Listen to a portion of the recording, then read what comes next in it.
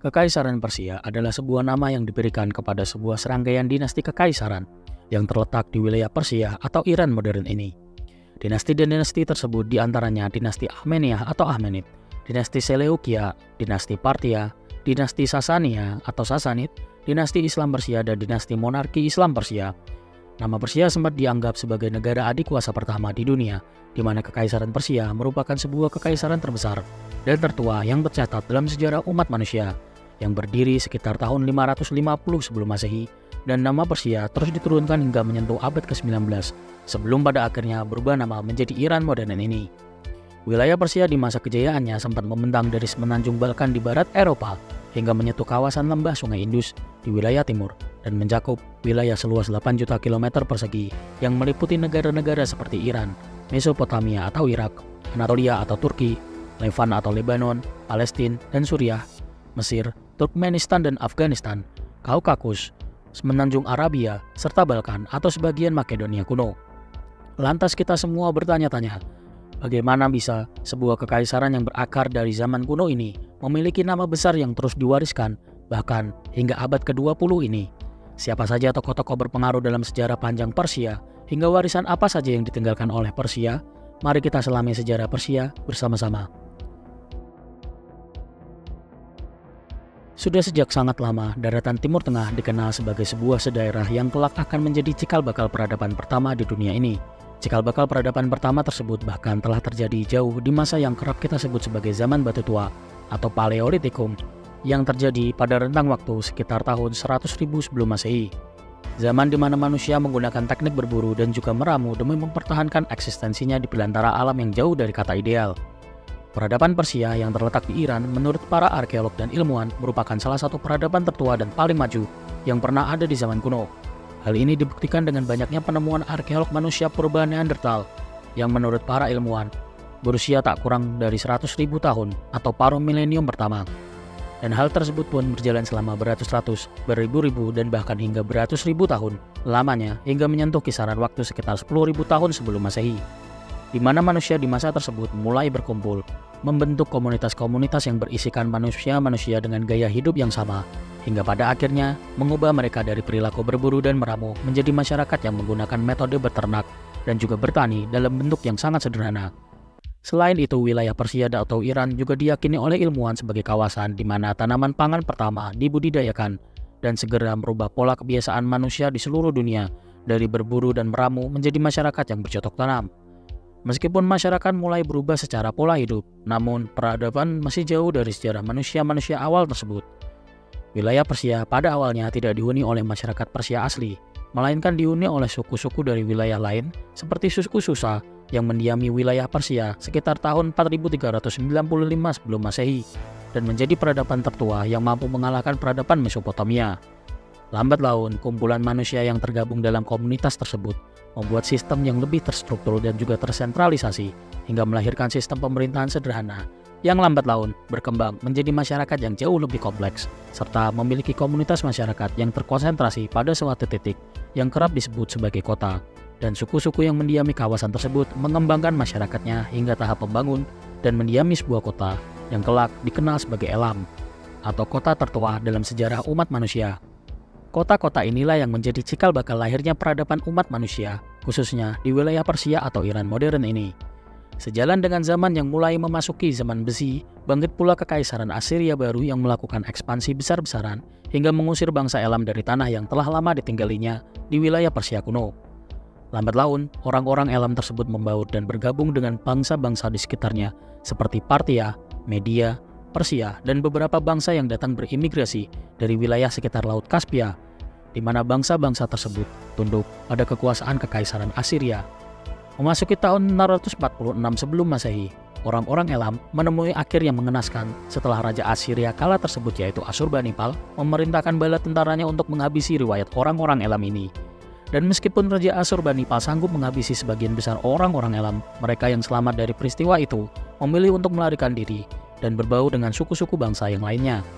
Kekaisaran Assyria terkenal dengan kekuatan militernya, berekspansi ke segala penjuru mata angin hingga tanpa sadar melahirkan gerakan-gerakan persatuan dan perlawanan yang melambat laun semakin membesar dengan satu niat utama, yaitu menghancurkan kekaisaran Assyria baru yang dikenal sebagai sebuah kekaisaran yang sangat kuat. Di awal perlawanannya yang terjadi sekitar abad ke-7, muncul bangsa Media yang bekerja sama dengan bangsa Persia dan mulai menyusun rencana untuk menyerang kekaisaran Assyria baru. Dan lantas karena kecerdikan strateginya, mereka sanggup mengalahkan kekaisaran Assyria.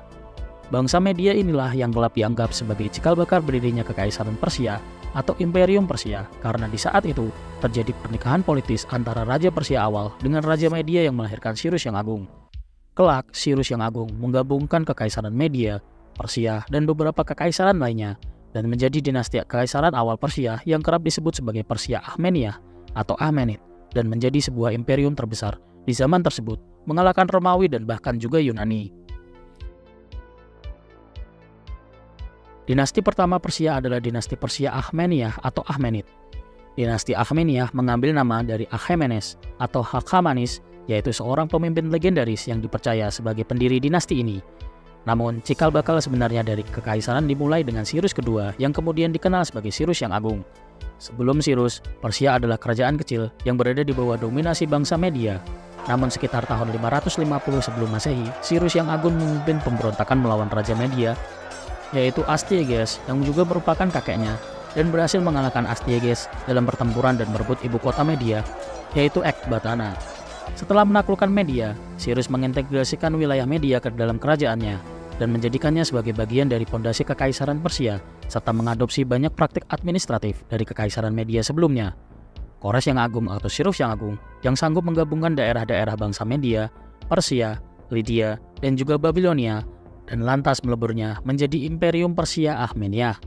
Untuk mengelola kekaisarannya yang luas, Cyrus membagi wilayahnya menjadi beberapa provinsi yang dikenal sebagai strapi.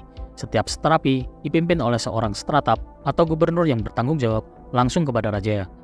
Selain dikenal sebagai orang yang berhasil menyatukan kekaisaran Persia, Kores yang Agung juga dikenal sebagai orang yang sanggup mempraktikkan konsep toleransi, di mana dia mengizinkan berbagai praktik keagamaan berkembang di seluruh wilayah kekaisarannya dan menjadi alasan mengapa kekaisaran ini dikenal memiliki umur yang sangat panjang. Sepanjang berdirinya kekaisaran Persia Akhmeniyah, para rajanya melakukan ekspansi wilayah yang sangat luas, di antaranya seperti Raja Kambises II yang sanggup menyerang dan menguasai Mesir kuno, yang dikenal sebagai salah satu negara kuat di kawasan tersebut. Kambises II dengan bala tentaranya sanggup mengalahkan dinasti ke-26 Mesir kuno dan lantas menguasai wilayahnya. Akan tetapi, Kambises II harus meninggal dunia sebelum meninggalkan wilayah Mesir karena jatuh sakit dan tak sempat kembali ke Persia. Setelah kematian Kambises II, Persia sempat mengalami periode kekosongan kekuasaan hingga Darius pertama mengambil alih kekuasaan kekaisaran Persia pada sekitar tahun 522 sebelum Masehi. Pemerintahan awal Raja Darius tak begitu berjalan mulus sebab banyak menemui pemberontakan. Namun Darius pertama sanggup meredam pemberontakan demi pemberontakan dan tetap tokoh di singgasananya. Di zaman pemerintahan beliau, pengenalan sistem strapi disebarkan di seluruh wilayah kekaisaran.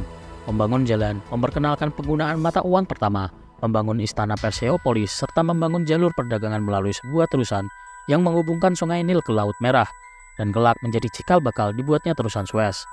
Darius pertama juga menjadikan Persia sebagai kekaisaran yang dikenal sebagai kekaisaran terbesar di dunia pada zaman tersebut, di mana luas daerah kekuasaannya mencakup 5,5 juta kilometer persegi, di mana mencakup wilayah 3 benua yaitu Asia, Eropa, Afrika, dan wilayah yang luas ini diwariskan kepada raja selanjutnya yaitu Xerxes pertama. Tak puas dengan capaian wilayahnya, Darius pertama ingin meluaskan wilayahnya ke wilayah Eropa yang lebih jauh. Dan di masanya lah peran antara Yunani dan Persia terjadi sekitar awal abad ke-5 sebelum Masehi dan menjadi salah satu perang paling penting dalam sejarah bangsa Eropa. Meskipun sempat menguasai Trakea dan juga Makedonia ke dalam kekuasaan Persia, namun serangan-serangan Persia sanggup ditaklukkan oleh Yunani dan pada akhirnya memaksa Persia menarik mundur pasukannya dari tanah Yunani. Perang antara kedua negara ini benar-benar berakhir setelah perjanjian Kalias yang terjadi sekitar tahun 449 sebelum Masehi, atau tepatnya pada masa pemerintahan Raja Artaxerxes pertama. Hal itu ditempuh setelah Persia menelan kekalahan dalam berbagai pertempuran penting seperti pertempuran Thermopylae, pertempuran Salamis, dan juga pertempuran Platea. Setelah berdamai dengan Yunani, geliat kerugian yang dirasakan oleh kekaisaran Persia nyatanya memiliki efek yang cukup signifikan, di mana setelah kematian Raja Darius II, wilayah-wilayah Persia mulai melakukan pemberontakan untuk memisahkan diri seperti Mesir yang coba memisahkan diri dari Persia pada tahun 404 sebelum Masehi di bawah kepemimpinan Amir Terus, dan terus bertahan di bawah pemimpin-pemimpin Mesir selanjutnya. Namun, Persia kembali menguasai Mesir ketika dipimpin oleh Raja Artasta ketiga. Memasuki awal abad keempat sebelum Masehi atau tepatnya tahun 336 sebelum Masehi, Kekaisaran Persia Akhameniyah menemui titik akhirnya setelah muncul seorang penakluk yang namanya begitu tersohor di zaman kuno tersebut. Tokoh tersohor tersebut adalah Alexander the Great atau Alexander yang Agung, di mana Alexander Agung sanggup mengalahkan pasukan Persia yang kalah tersebut dipimpin oleh Raja Darius ketiga. Pada pertempuran Gaugamela yang termasyhur, Alexander yang Agung mampu mengalahkan Darius ketiga, memaksanya melarikan diri dari medan pertempuran hingga pada akhirnya terbunuh oleh bawahannya sendiri di daerah pelariannya. Persia yang kehilangan pemimpinnya pada akhirnya dikuasai oleh Alexander Agung dan segera setelahnya melebur seluruh wilayah kekuasaan Persia ke dalam wilayah Yunani. Meskipun sanggup menguasai seluruh wilayah Kekaisaran Persia yang begitu luas, Alexander Agung harus wafat dalam usia yang sangat belia, yaitu pada umur 32 tahun, dan meninggalkan wilayah Kekaisaran yang begitu luas sekitar tahun 323 sebelum Masehi. Kekosongan kekuasaan Yunani memaksa para jenderal Alexander berperang satu dengan yang lainnya dan dikenal dengan istilah Diadochi, atau perang para penerus yang terjadi pada tahun 322 sebelum Masehi. Salah satu jenderal Alexander yaitu Seleucus I Nikator berhasil mendirikan Kekaisaran Seleukia pada sekitar tahun 312 sebelum Masehi yang meliputi wilayah Persia, Mesopotamia, dan juga Mesir serta Anatolia. Dan meskipun mewarisi wilayah Persia, Kekaisaran Seleukia hanya bertahan selama seabad saja, karena nyatanya Kekaisaran Seleukia harus hancur karena sanggup ditaklukkan oleh Kekaisaran Parthia dan mengusir sisa-sisa kekaisaran tersebut keluar dari tanah Persia. Kekaisaran Parthia adalah salah satu kekaisaran besar di Iran kuno yang memerintah dari sekitar tahun 247 sebelum Masehi hingga tahun 224 sebelum Masehi dan dikenal juga sebagai Kekaisaran Arsakid. Kekaisaran Parthia didirikan oleh Arsaces pertama pada sekitar tahun 247 sebelum Masehi setelah ia memimpin pemberontakan melawan Kekaisaran Seleukia. Arsaces pertama berasal dari suku Parni, sebuah suku nomaden di Asia Tengah yang berhasil menguasai wilayah Parthia. Kekaisaran Parthia berkembang melalui penaklukan dan aliansi di bawah raja-raja seperti Mithridates I. Parthia berhasil memperluas wilayahnya hingga mencakup sebagian besar Iran, Mesopotamia, Armenia, dan juga sebagian Asia Tengah. Bangsa Parthia sendiri dikenal sebagai salah satu bangsa kuat dan tangguh karena zaman tersebut, bangsa Parthia menjadi musuh yang susah sekali dikalahkan oleh bangsa Romawi yang coba terus berekspansi ke arah Anatolia, namun selalu digagalkan oleh bangsa Parthia ini. Bangsa Parthia dikenal karena kecepatan serta ketangkasan pasukan berkudanya yang dilengkapi dengan baju zirah yang kerap dikenal sebagai unit cataphrakt yang sanggup menahan serta mengalahkan pasukan Romawi yang hanya mengandalkan infanteri sebagai ujung tombak serangan. Dan tak pelak bangsa Parthia sanggup menguasai wilayah tersebut hingga 5 abad lamanya. Dan meskipun bangsa Parthia sendiri sering kesulitan dalam pertempuran pengempungan kota-kota yang akan dijadikan daerah kekuasaannya, selama 5 abad berkuasa, kestabilan pemerintahan dan ekonomi bangsa Parthia menjadikan kekaisaran ini sebagai salah satu kekaisaran yang memiliki waktu kekuasaan yang cukup lama. Kekaisaran Parthia memiliki sistem pemerintahan yang feodal dengan raja-raja lokal yang memiliki otonomi besar di wilayah mereka sendiri. Parthia mempertahankan banyak aspek budaya Persia, tetapi juga sangat dipengaruhi oleh budaya Helenistik yang diperkenalkan oleh para penerus Alexander yang Agung. Pada akhir abad ketiga sebelum Masehi, Kekaisaran Parthia mulai mengalami kemunduran akibat tekanan eksternal dari Roma dan konflik internal antara para bangsawan. Kekaisaran Parthia akhirnya runtuh pada tahun 224 Masehi ketika dinasti Sasania yang dipimpin oleh Ardashir pertama memberontak dan mendirikan Kekaisaran Sasania yang menggantikan Parthia sebagai kekuatan utama di Persia. Kekaisaran Sasania sendiri didirikan oleh Ardashir pertama yang berasal dari dinasti Sasan. Ardashir adalah gubernur lokal yang memberontak melawan Raja Parthia terakhir, Artabanus keempat, dan akhirnya mengalahkannya dalam pertempuran Hormozgan yang terjadi pada sekitar tahun 224 sebelum Masehi. Setelah kemenangan tersebut, Ardashir memproklamirkan dirinya sebagai Shahanshah atau Raja di Raja Persia dan mulai memerintah pemerintahan dinasti Sasanid atau Sasania.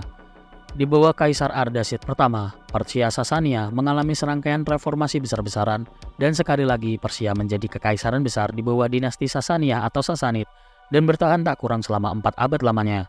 Selain memiliki bentuk pemerintahan yang stabil, Kekaisaran Persia Sasania juga memiliki wilayah yang sangat luas, yang meliputi Irak, Turki, Azerbaijan, Iran, Syria, Armenia, Georgia, Dagestan, Palestina, Yordania, Afghanistan, Turki, Pakistan, Arab Saudi, dan sebagian Mesir. Kekaisaran Sasania memiliki sistem pemerintahan yang terpusat dan birokrasi yang kompleks. Raja memiliki kekuasaan absolut, tetapi ia juga dibantu oleh sejumlah menteri dan pejabat tinggi, termasuk Mobed atau pemimpin agama, Vizier atau Perdana Menteri, dan Spabdot atau komandan militer.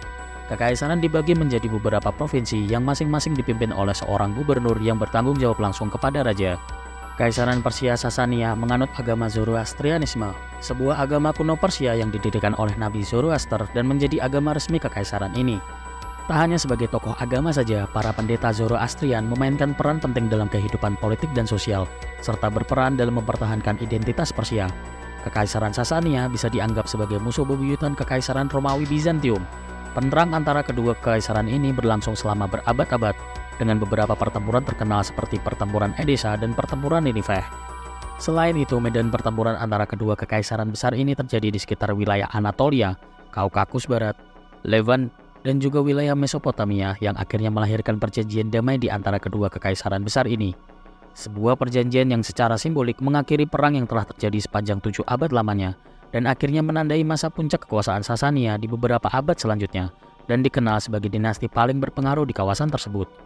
Kekaisaran Sasania dikenal sebagai masa keemasan kebudayaan Persia dengan perkembangan besar dalam seni, arsitektur, sastra, dan juga sains. Karya-karya seni Sasania mencakup relief batu yang megah, logam mulia, dan juga tekstil yang begitu indah. Sepanjang kekuasaannya, wilayah Kekaisaran Persia telah mengalami banyak konflik dengan berbagai kerugian, dan hal ini pun menimbulkan kelelahan tersendiri bagi generasi-generasi Persia yang akan datang. Dan hal tersebut benar-benar terjadi ketika dinasti Sasania memilih menyerahkan diri setelah kekuatan Islam bangkit sekitar abad ke-7 dan meluaskan wilayahnya di sepanjang kawasan Timur Tengah. Kekaisaran Sasania akhirnya jatuh pada tahun 651 Masehi setelah kekalahan dalam Perang Nahavan. Dan setelah runtuhnya dinasti Sasania, orang-orang Persia mulai banyak yang memeluk Islam, dan meskipun memeluk agama Islam, agama lain pun serta kebudayaan warisan Persia masih terus digunakan dan mengalami asimilasi dengan kebudayaan tanah Arab. Selama pemerintahan dinasti Abbasiyah, pengaruh Persia dalam dunia Islam pun semakin menguat. Banyak pejabat tinggi Abbasiyah berasal dari Persia, dan budaya serta ilmu pengetahuan Persia berkontribusi besar dalam perkembangan peradaban Islam. Kota-kota Persia seperti Baghdad dan Nishapur menjadi pusat intelektual dan budaya dengan kontribusi besar dalam ilmu pengetahuan, matematika, kedokteran, filsafat, sains, dan juga seni yang disebut-sebut sebagai masa emas kekhalifahan Islam di bawah dinasti Abbasiyah. Di kala tersebut, dinasti Abbasiyah memberikan otonomi khusus terhadap seluruh wilayahnya. Salah satunya adalah wilayah dinasti Seljuk di Turki dan dinasti Khwarezmian yang bertengger dari tahun 1077 Masehi hingga tahun 1231 Masehi. Meskipun menemui masa keemasan, takdir keruntuhan dinasti Abbasiyah tak terelakkan lagi. Banyak faktor yang melandasi mengapa dinasti Abbasiyah harus runtuh, dan salah satunya adalah serangan bangsa Mongol ke wilayah Persia atau Baghdad pada sekitar tahun 1258 Masehi. Mongolia melalui Hulagukan mulai menjejakkan kakinya masuk ke dalam wilayah Persia serta melakukan serangkaian penyerangan, memporak-porandakan kota-kota Persia, membantai penduduknya khususnya pria, dan selanjutnya melalui mandat yang diberikan oleh Mongkekan, Hulagukan membangun dinasti Ilkhanid. Dinasti Ilkhanid pada akhirnya berdiri selama seabad kemudian di tanah Persia, dengan memerintah wilayah Persia, Irak, sebagian Asia Tengah, serta jatuhnya dinasti Abbasiyah. Meskipun masalahnya dari bangsa Mongol, para penguasa Ilkhanid beradaptasi dengan tradisi Persia dan Islam. Pada awalnya mereka memeluk kepercayaan tradisional Mongol dan Buddhisme. Tetapi pada akhir abad ke-13, Mahmud Ghazan memeluk Islam dan menjadikan Islam agama resmi dinasti ini. Di bawah Ghazan dan penerusnya, dinasti Ilkhanid mengalami masa stabilitas dan kemakmuran. Mereka pun mempromosikan pembangunan infrastruktur termasuk pembangunan jembatan, karavanserai, dan irigasi serta mendukung pengembangan ilmu pengetahuan dan juga seni. Setelah kematian Abu Said pada tahun 1330 Masehi, dinasti Ilkhanid mengalami perpecahan dan melemah. Dan tidak ada penguasa kuat yang mampu mempertahankan kendali atas kekanan yang luas, dan kekuasaan pusat pun mulai runtuh.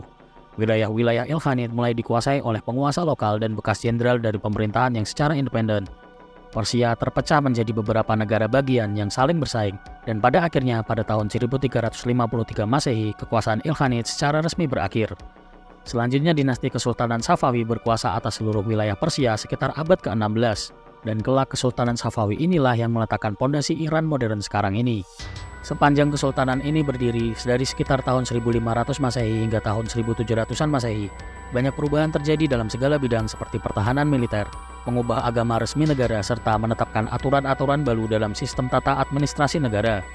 Dinasti Safawi dikenal kuat dalam hal pertahanan militer, mengembangkan kekuatan militer yang maju dan berisikan teknologi-teknologi militer yang sanggup bersanding dengan musuh-musuh utamanya seperti Kekaisaran Mughal di wilayah timur, serta Kekhalifahan Utsmaniyah di wilayah Ottoman atau Turki. Di masa kesultanan ini juga menandai penetapan 12 aliran keagamaan resmi Syiah yang menandai perubahan besar pandangan negara tersebut.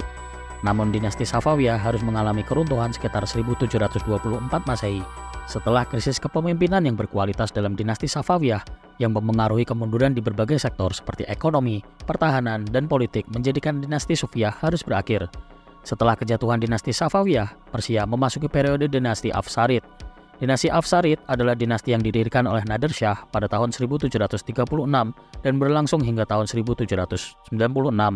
Dinasti ini memerintah wilayah Persia dan dikenal karena upaya Nadir Shah dalam memulihkan kejayaan militer dan politik Persia setelah periode kekacauan dan invasi asing.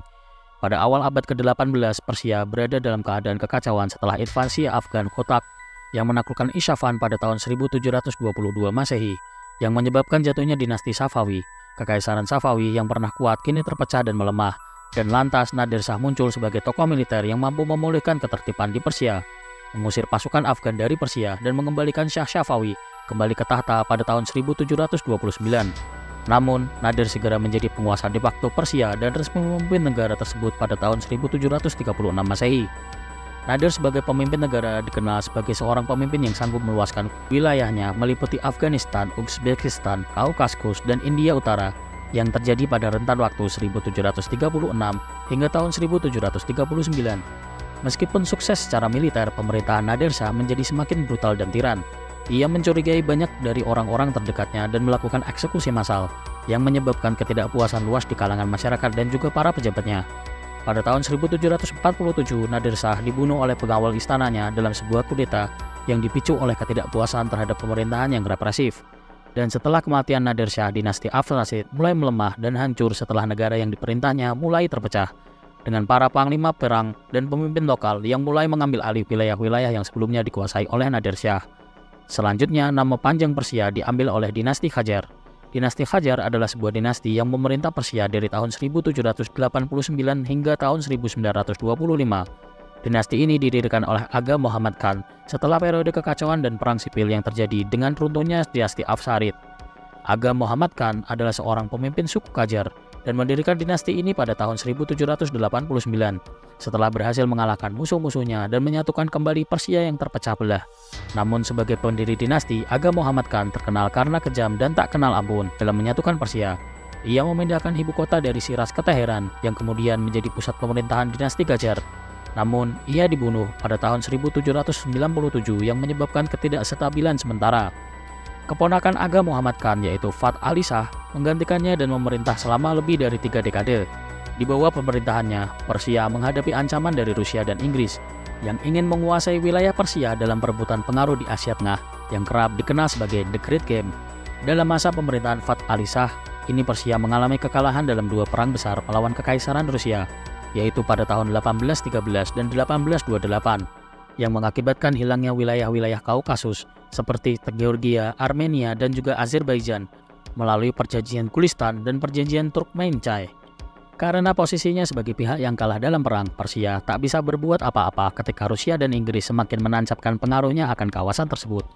Namun pada pemerintahan Nasr al-Din yang berkuasa dari tahun 1848 hingga 1896, Persia mulai menerima pengaruh Barat, memulai periode modernisasi, pembangunan beragam fasilitas, dan mengindikasikan gaya hidup ala Barat, dan ini pun menimbulkan gelombang protes karena praktik korupsi yang marak pada masa pemerintahan Nasr al-Din ini.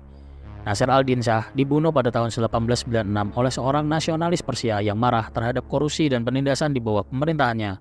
Putranya, yaitu Mozaffar al-Din Shah, dikenal sebagai raja yang lemah karena ia terpaksa menerima konstitusi baru pada tahun 1906 yang membatasi kekuasaan monarki dan mendirikan parlemen pertama di Persia yang kerap dikenal sebagai Revolusi Konstitusional Persia.